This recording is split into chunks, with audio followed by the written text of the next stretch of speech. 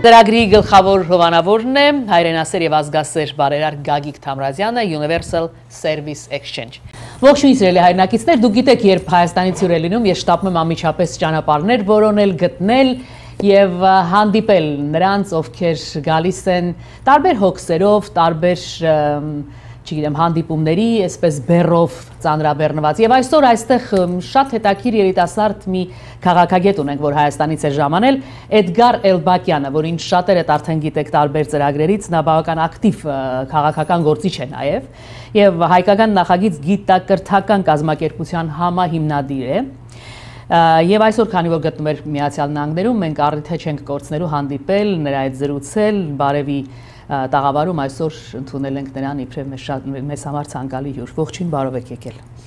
Շնորհակալ եմ, Կինա Մետիսյան։ Հայաստանի համար ամենաալեկոծված ժամանակահատվածներից մեկն եք ընտրել այստեղ գալու։ Ուզում էի նախ եւ առաջ բարձել մի փոքր առաքելության նպատակը այստեղ գտնվելու այս օրերին,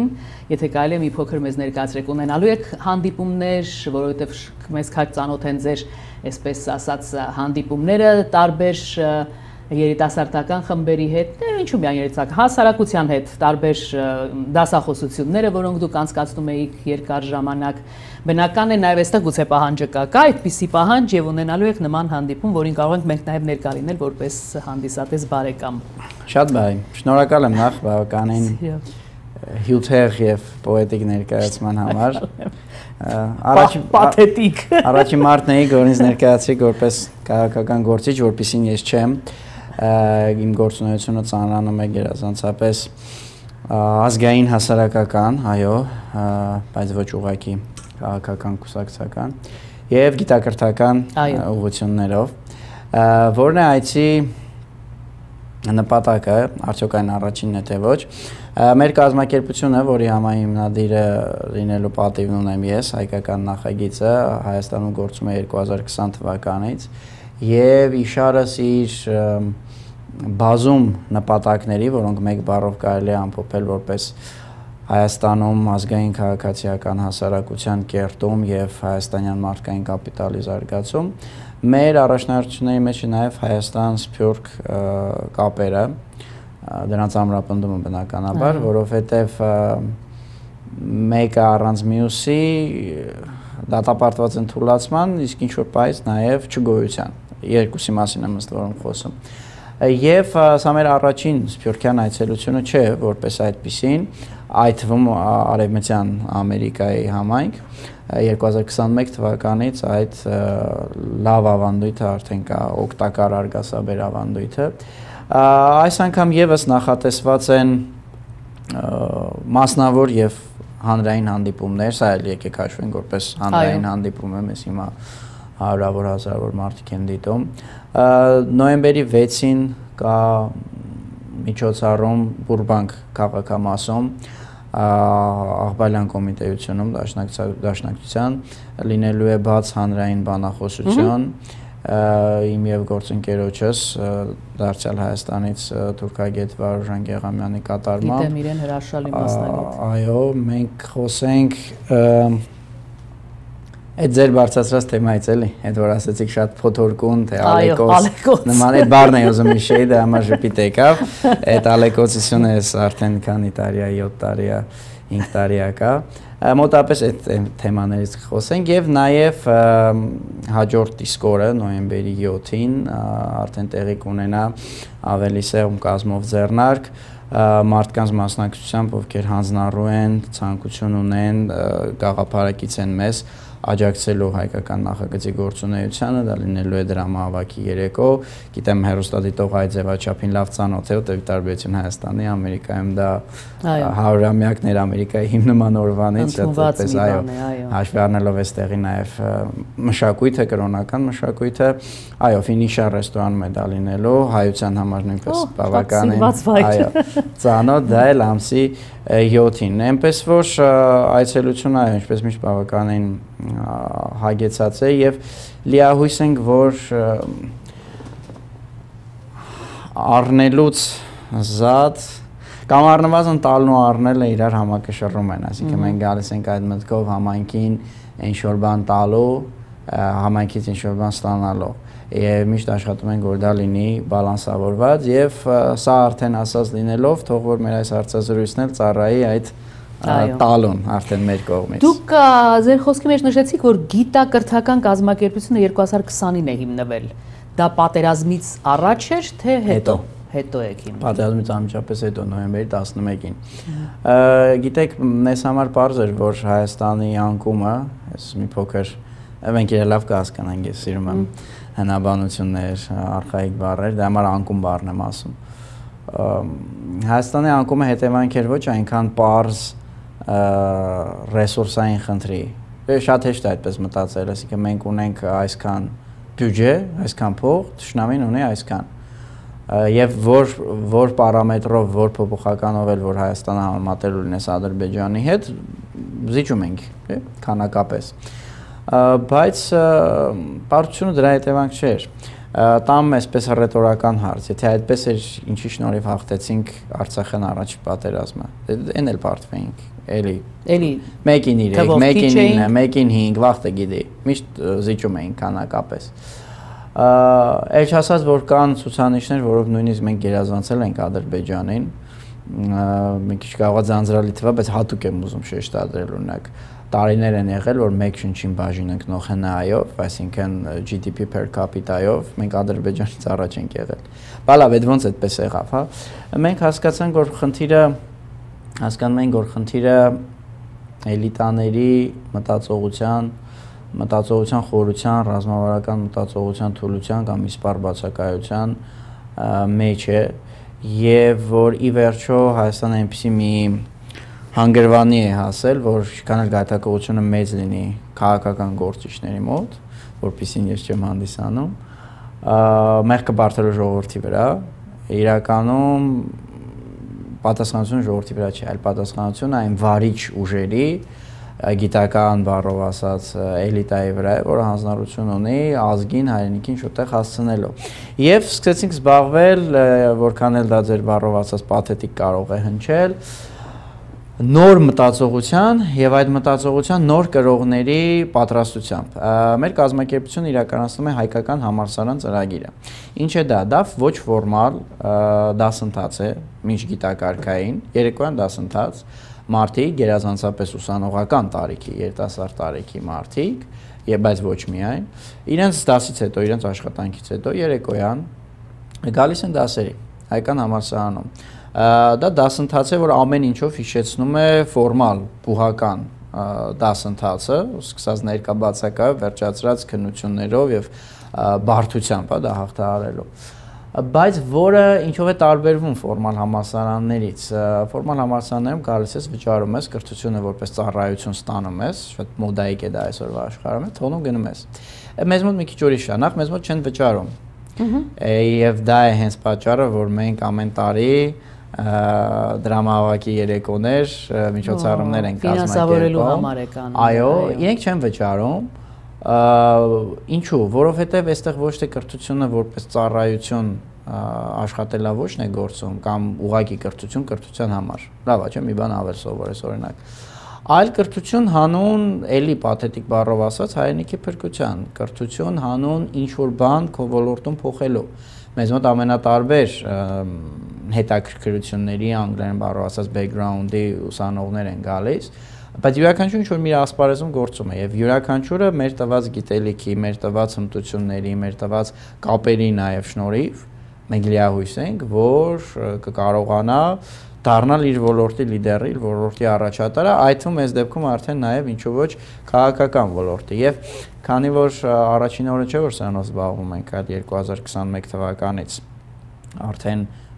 4 թողարկում ենք ունեցել, 4 ավարտահանդես վիպուսկնոյ սովետական բառով ասած։ Մենք նաև արդեն որոշ հաջողության պատմություններ էլ մեր աչքի առաջ ունենք։ Հրաշալի է, ողջունում եմ, շատ լավ է։ Այնպես որ այսպես է ծագել հայկական նախագծի եւ դրա հիմնական ջահակիր ենթանախագծի հայկական համալսարանի գաղափարը 20 թվականի պատերազմից հետո։ Հրաշալի։ Էդգար, մի հարց եմ ուզում ձեզ տալ, դուք երկու անգամ նշեցիք, որ քաղաքական գործիչ չեք եւ անպայման ուզում եք դա փաստել եւ ասել, որ չեք, հասկանալի է, բնական է, ոչ թե ժխտում եք, այլ ուղակի չեք, բայց արդյոք դա գայթակղիչ չէ մի երիտասարդի համար, որ խորապես ուսումնասիրում է այդ ամենը եւ կարող է ուղղակի մտնել քաղաքականություն եւ վերջի-վերջո իր ինչ որ կայուն տեղը ունենալ կամ մասնակցել, որտեղ մոտենում են ընտրությունները, բնական է մենք կարիք ունենք երիտասարդ ուժերի եւ անընդհատ փնտրում ենք նոր դեմքեր, սպասում ենք նրանց եւ իհարկե կան նոր դեմքեր, որոնց մենք ընդունում ենք, հավանում ենք եւ գնալու ենք դե հերվիցերու ինչքանով որ կարող ենք պաշտպանելու ենք, ներկայացնելու ենք, ոգևորելու ենք ժողովրդին, դա պիտի մենք անենք, այ մոտակա ժամանակահատվում արդեն սկսվի նախ այդ ժամանակահատվածը պայքարի։ Ինչու եք դուք մնալու пассив, եթե չեք որոշել մտնել քաղաքականություն կամ գուցե որոշել եք հիմա մեզ առաջին անգամ այս առիթը օգտագործեք։ Հարցի համար շնորհակալ եմ, որտեղ եթե հարցը չհնչեր, այդ հեռուստադիտողի համար կարող էր հանելուկ առեղծված մնալ, այսինքն լավ, եթե քաղաքական գործիչ չես, ուղղակի խնդրի, թող տեխնիկական աշխատողները այդ մասը մոնտաժ են, այսինքն հաղորդավարը ասում է, դու մի քանի անգամ արձանագրում ես, որ չեմ, այս ինչ հաշիվ էր։ Կամ առեղծվածային կամ առասպելական ոչ մի բան չկա, արձանագրեմ փաստեմ մի քանի բան։ Ինքնին քաղաքական գործիչ լինելու, քաղաքականության մեջ լինելու հետ կապված որևէ մեկը որևէ խնդիր չպետք է ունենա, այդտեղ որևէ վատ բան չկա։ Այս ուղղակի փաստենք որպես աքսիոմ։ Չէ, դե սա հատուկ պետք է փաստենք, որովհետև Հայաստանում հատուկ տարվում է քարոզ, որ քաղաքականությունը քաղաքականությամբ զբաղվել է շատ վատ բան է։ Իսկապես։ Նույնիսկ մարդիկ այդպես հպարտությամբ արձանագրում են, որ ես քաղաքականությամբ չեմ զբաղվում, այսինքն մարդուն գալի ասում ես, գիտես, երկրում ինչ է կատարվում, այնտեղ չեզում մի բան ասել, հանձնարարված, ես քաղաքականությամբ չեմ զբաղվում։ Ես երկիչ եմ կամ կարող եմ կամ չգիտեմ ով։ Այսինքն որևէ վատ բան, ամոթ բան այդտեղ չկա։ Այս մեկ, այս դրեցինք մի կողմ։ Երկրորդ, արդեն գալով կոնկրետ անձնապես ինձ, տեսեք, եթե հարցը ուղղում եք անձամբ ինձ, որովհետև մեր կազմակերպությունը իր բնույթով գիտակրթական հասարակական կազմակերպություն է, բնականաբար քաղաքական լինել չի կարող, բայց եթե այս պահին դա մի կողմ դնենք, անձնապես իմ մասին խոսենք, խնդիրը հետևյալն է։ Իմ անձնական հավատամքը հետևյալն է, որ պետքա անես այն, որը քո, այսպես ասած, peer-ն, հա, ասում անգլերեն, այսինքն քո թայդաշների, քո մասնագիտությունակիցների, քո հասակակիցների մեջ դու ամենալավը կանես։ Այդ դրանով պիտի զբաղվես, որ առավելագույն օգուտ բերես այն մեծ գործին, որին ծառայում ենք։ Արդյոք դա իմ դեպքում այն զբաղմունքն է, ինչը որ դուք նշեցիք, վստահ չեմ։ Առնվազն այսօր այդ մտքին չեմ։ Փոխարենը կարճելով ձեր մի բառից, ասեմ, թե ինչում եմ ես տեսնում ներօգտակարությունը։ Դուք ասացիք նոր դեմքեր են գալիս, շատ լավ է, թող գան։ Նոր դեմքերից շատ ավելի կարևոր է նոր մտածողությունը։ Դե որ նոր են գուցե մտածողությամբ կհայտնի ինքան նոր դեմքեր կան, որ ուղղակի փոխառում են այն, ինչ որ Բրեժնևի վաղտերից գալիս է։ Նույն մշակույթը, բայց բանը նրանում է, որ դուք ասում եք, որ շատ եթե ես մի բանը լավ եմ անում, ապա դա լավ անեմ, բայց մենք քաղաքական տասնյակ հարյուրավոր դեմքեր ենք տեսնում, որ որոշում են այդտեղ մտնել, բայց դա լավ չեն անում, այսինքն մի բան չեն անում, որ մտածես, օ, դե լավ է, որ սա քաղաքական գործիչ է, բայց մեկը որ հատկապես քաղաքագետ է եւ գիտական նման գործնեությամբ է զբաղվում, գուցե ավելի լավ է պատկերացնում ինչ է նշանակում քաղաքական գործիչը։ Շատ ենք անձնավորում։ Հաղորդման կեսը գնաց, գիտեք, չէ՞ Էդգար։ Հա, բանը այդպես թզուկների մեջ մի քիչ բարձր, ասա Ջիվանին լավ տող ունի։ Ցորենը մեկ անգամ լինելով տկար, ուրիշ բույս չեն գտել, որ անեն նշխար, կորեքացը իրան կարծելով հարմար, սեղան է բարձրացել, խելքի հաշեցեք։ Լինելով հերթական կորեքած դա ցանկությունը երբեք չկա, այսինքն եթե անգամ մի օր նման ինչ-որ հեռանկարի առաջ անձնապես ես կանգնեմ ու այդ ժամանակ կորեքած չլինեմ, այդ ասպարեզի մեջ։ Խոստացեք, որ մի հանդիպում կառանձնացնեք Վարևի համար, երբ այդ օրը գա։ Մեկ էլ երկուս էլ։ Շատ բարի, Սիրելի Էդգար, եթե հանդիպումը այսպես ավարտենք, որ էլի շատ հետաքրքիր է, հեռուստադիտողը պետք է ինձ մեղադրի, ասի, բայց հարցը ինչու չտվեց իրեն, որովհետև ձեզ ճանաչելով գիտեն, որ ցանկացած հարցի շուրջ դուք կխոսեիք իհարկե, որպես քաղաքագետ։ Բնական է հիմա, քանի որ ժողովուրդը իրապես, ինչպես Հայաստանում այստեղ էլ բաժանված է ինչ-որ բանակ չեմ ուզում ասել, որովհետև շատ չեմ ուզում բարդացնել, որովհետև դա, երբ այս ամենը չլինի, երպես իշխանությունը գնա, մի այնպիսի խաղաղություն է իջնելու եւ նրա կողմնակիցների, եւ ոչ կողմնակիցների, եւ նրանց շատ սիրողների եւ նրանց ատողների միջեւ զարմանալու ենք, այս ոնց էս հայազգը միանգամից այսպես խաղաղվեց, հանկարծ դարձանք իրար ավելի սիրող, հանդուրժող, նվիրված, ներող, չգիտեմ, քնքուշ ու բարի, որը հիմա շատ է խաթարվել, բոլորս դա գիտենք։ Բայց եւ այնպես ես ինչու ասացի այդ պաթետիկ բառը օգտագործեցի, այս ալեկոծությունը, որտեվ այսքան ալեկոծված մենք երևի թե չէինք մինչև այն օրը, երբ թիրախավորվեց հայ առաքելական եկեղեցին։ Այդ դարձավ պատճառ, որ նույնիսկ նրանք, որոնք ավելի սառնասիրտ էին, շատերը հիմա իրոք ալեկոծված են եւ շատերի մեջ հիմա այսպես ներքին խմորումներ են։ Ինչ կարող է պատահել մեզ հետ,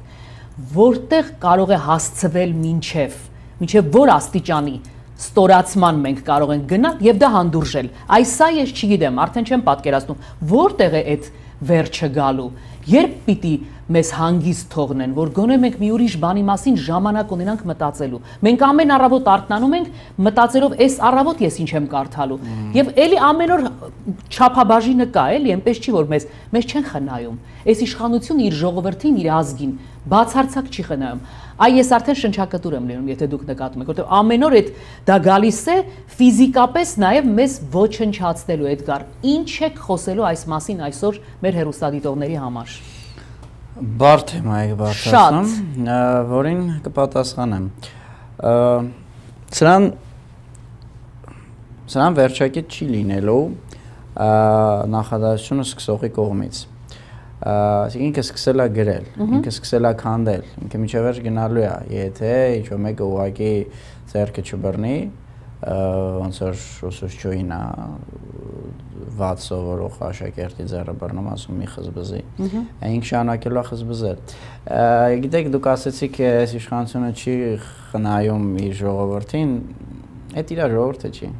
իրանք ինչ կապ ունեն այս ժողովրդի հետ։ Եկեք այսպես մի քիչ ավելի ես կարող եմ մասնագիտական այսպես ծեքումներով, մասնագիտական եզրույթներով պատասխանել, բայց եկեք ավելի պարզ նայենք, էլի պարզ հարցադրումներով ես փորձեմ ռետորական հարցերով անդրադառնալ սրան։ Ովքեր են այս մարդիկ։ Հայաստանի այսօրվա իշխանությունը, որպես անձինք, մենակ առաջի դեմքի մասին չի խոսքը, առաջինը, երկրորդը, չորրորդը, ութերորդը։ Ովքեր են, ինչ ճանապարհ են անցել։ Մի հատ խաչքար են սարքել, իրանց գյուղի համար ինչ են արել, պարզ բաներ, որ ցույց կտար այդ մարդկանց առնչակցությունը հայկական էթնոսի հետ, հայ ազգի հետ քաղաքական իմաստով նաև։ Չկա, ընդհակառակը բոլորի պատմությունները, որ ուսումնասիրում ես, անձնական կյանքի պատմությունները, հասկանում ես, օրինակ զզվում են նրանից, ինչ որ Հայաստանն է։ Հայաստանի պատմությունից, օրինակ Հայաստանի Պարագլուխը այդպիսի բազում հոդվածներ ունի 1990-ականների վերջին 2000-ականների, որտեղ ուղղակի ձեռը առնում ինքը այս պատմությունը։ Ձեռը առնում, ասենք Զորավար Անդրանիկին, ձեռը առնում Տիգրան Մեծին, բառացի գրում է, ես անիծում եմ մեր հերոսական անցյալը, դա պետք է մոռանալ։ Եվ ինքը այդպես մենակ չի։ Իրենց այդ ամբողջ խմբակը, այս մարդիկ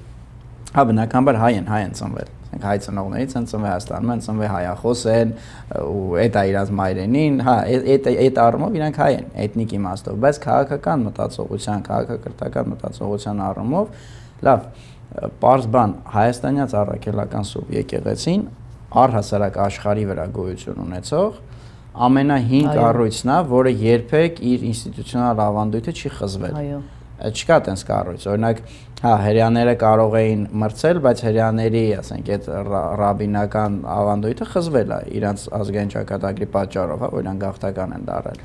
Չկա ուրիշ այդպիսի ավելի հին ինստիտուտ, մեզնից արդեն մի 10-13 տարի հետո նոր հռոմեական կաթոլիկ եկեղեցին է։ Լավ, այսինքն եթե կա այսպիսի ազգային գանձ, ու ինչ որ մեկը ոտնձգում է դրա դեմ, իրանից ինչ, ասենք, հայկական ղեկավար, իրանք հայախոս են, բան չունեմ ասելու, բայց մեր ժողովրդի ճակատագիրը, մեր պետության ճակատագիրը առանձնապես իրանց մտահոգության առարկան չի։ Իրանք ուրիշ, ոնց ասեմ, քաղաքական ինքնության գրող են, ոչ էթնիկ քաղաքական ինքնության։ Դրա համար ակնկալել, որ Արցախը հանձնած, Արցախը Ադրբեջանի մաս ճանաչած ու դա հպարտորեն խոստովանած, Արցախը որպես Ռուսաստանի կողմից մեր վրա Պավադոկ են, հա, իրանք ասում են շուն կար այստեղ դուրսը շների վզին որ կապում են, հա, շան վսկապ, ուղղակի վսկապ չէ, շան վսկապ։ Արցախը որպես այդպես շան վսկապ Ռուսաստանի կողմից մեր վրա փաթաթված համարող, գերիները ոչինչ որ մի 2-3 ամիս էլ Ադրբեջանում մնան հայտարարող, հա, Ադրբեջանը հարձակվում է Արցախի վրա, հայտարարող որ Հայաստանը չի ներքաշվելու այս ամեն ինչի մեջ։ Այդ իշխանությունները Տավուշից հողեր հանձնած, այնպես չի Արցախը Հայաստանի մի մաս, Տավուշն էլ Հայաստանի մի մաս, այն հանձնում են, են հանձնում։ Սյունիքից հողեր հանձնած իշխանությունը ըստ ինչի պիտի կանգ առնի։ Չէ, վերջակետ սրան իրենց կողմից չի լինելու եւ այստեղ հարցը նորից գալով մեր զրույցի այն սկզբնամասին, իդեպ ես դեռ հունիս ամսին, երբ որ սկսվեց դեռևս Facebook-յան ստատուսների մակարդակով եկեղեցու հալածանքը, ես հարցազրույցներից մեկում հրապարակային հայտարարել էի, որ սա շատ ավելի լուրջ արշավ է եւ նպատակադրած եկեղեցու փաստացի ոչնչացման։ Հիմա այդ փաստացին ինչ ձևով կլինի,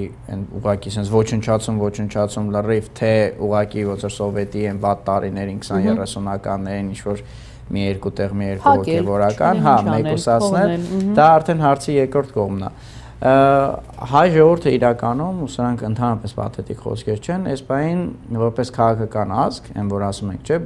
ՄԱԿ-ի կողմից ճանաչված դրոշ ունեցող այդ ձև, որպես քաղաքական ազգ լուրջ գոյաբանական սպառնալիքի առաջ է եւ Հայաստանում եւ Հայաստանից դուրս, որտեվ Հայաստանը, գիտեք, Հայաստանը արևն է, Սփյուռքը ինչքան էլ մեծ լինի, առանձին համայնքներ, բոլորը մասնացած, Սփյուռքը ճառագայթն է։ Դրա համար տեսնում եք Հայաստանում ինչ կատարվում է, հետո նույնը այստեղ է լինում։ Այդ ձեր ասած բևեռացվածությունը օրինակ, կամ հակառակը մեր լավ տարիներին, երբ որ մենք Արցախում հաղթանակ էինք տարել, պետություն էինք կառուցում, նույն խանդավառությունը այստեղ կար։ Երբ որ օրինակ Լևոն Տեր-Պետրոսյանին, երբ որ հրաժարեցրին, ինքը գնաց, երկրորդ նախագահ Ռոբերտ Քոչարյանի օրոք սկսեցին Հայաստան-Սփյուռք կապերը ամրապնդվել ու ամենակարևորը սկսվեց ցեղասպանության ճանաչման թեման արծարծվել, նույն ակտիվացումը Սփյուռքում եղավ, չնայած Սփյուռքը միշտ է զբաղվել այդ թեմայով, բայց սկսեց բազմակի անգամ ավելի ակտիվ զբաղվել, այսպես է։ Հայաստանը արևն է։ Հիմա դրա համար եթե արևը խավարում է, մենք այստեղ խավարում ենք։ Այո, դա ճիշտ է, մենք այստեղ խավարում ենք։ Այնպես որ համայն հայ ազգնագոյաբանական սպառնալիքի առաջ ըստ այդմ դա պահանջում է նաև համայն հայ ազգի զորաշարժումը, մոբիլիզացիան։ Հուսով եմ մեր հայրենակիցները այդքան էլ խավարած չեն այս պահին, որտեղ շատ վատ են տրամադրությունը շատ վատ է, որքան ես տեսնում եմ, անտարբերություններ կա, ամեն ինչ կարելի է գտնել, բայց այդ բաց հանդիպմանը հասարակական, որ Վրբանկում պետք է տեղի ունենա, ասացիք ամսի 6-ին։ Ամսի 6-ին Իրիկունը։ Երեկոյան վստահ եմ, որ Աղբալյան սրահում, վստահ եմ, որ նրանցից շատ-շատերը պիտի գան, ուղղակի ձեզ հարցեր տալու համար, որտեղ մեր ժամանակը արդեն ինձ հուշում է մեր թողարկող ռեժիսորը, որ ավարտված է Սիրելի Էդգար Ձեզ հաջողություն եմ ցանկանում ոչ միայն ձեզ, բոլոր այն երիտասարդներին, որոնք դեռևս հուսալքված չեն, դեռ պայքարելու տեղ ունենք, դեռ լավատես են, որ մենք որ կգան էլի ավելի այն ոչ թե ավելի, այլ արժանավոր մարդիկ, որոնք պիտի կարողանան մեզ այս վիճակից հանել։ Մենք սրանից ասեմ 10 տարի առաջ երբեք չէինք կարող պատկերացնել, որ այսպիսի մի բան կարող է կատարվել մեր հայրենիքի, մեր ժողովրդի, Սփյուռքում ապրող հայերի հետ, բայց այդ պատահեց, բայց ուրեմն այսօր էլ չենք կարող պատկերացնել, թե 10 տարի հետո ինչ լուսավոր էջ կլինի եւ մեր արևը ինչքան շողարցակված կլինի։ Այս լավատեսության նոտայով եկեք մենք այսօր ավարտենք մեր զրույցը, ձեզ հրաշալի հանդիպումներ այստեղ, օգտավետ բազմակողմանի առումով եւ իհարկե էլի սիրով կսպասենք ձեզ, երբ էլ լինեք Միացյալ Նահանգներում։ Շատ շնորհակալ եմ։ Շնորհակալ եմ ես։ Այսքանը բարեկամներ։ Մնացեք բարով, Աստված ձեզ պահապան։